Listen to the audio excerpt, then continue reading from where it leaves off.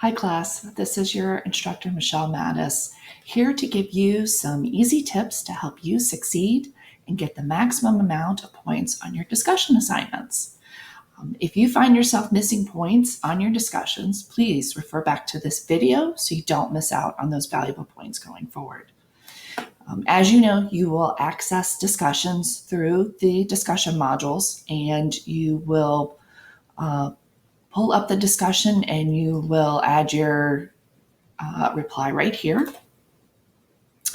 You'll type it in and you'll hit post.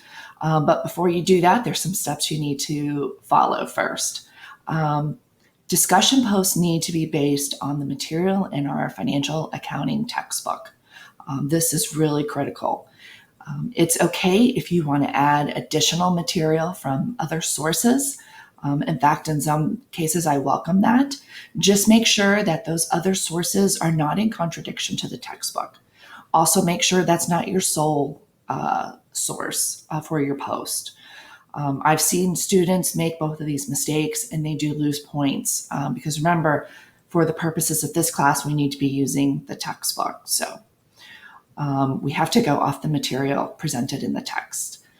Now, also make sure that you are adding your appropriate APA version 7 references. I know in past semesters, version 6 was still allowed, but as of spring 2021, we are all required to use APA version 7.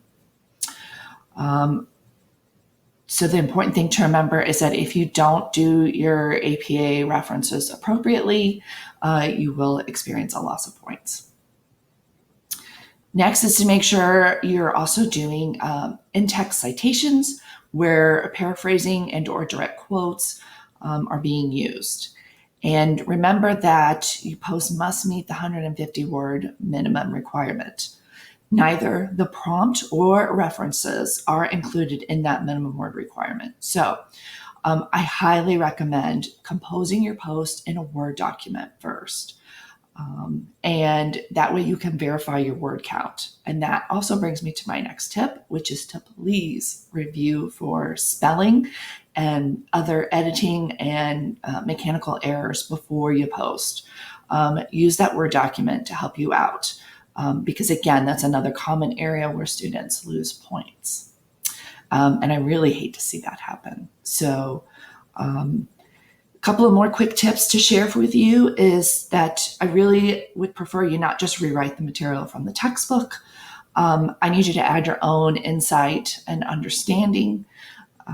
Because remember, the point of the post is to convey your understanding of the material.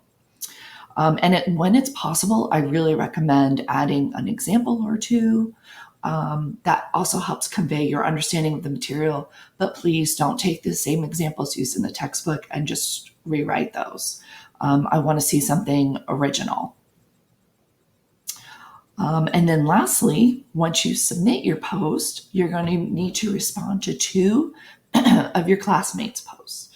Now, those response posts need to be a minimum of 50 points.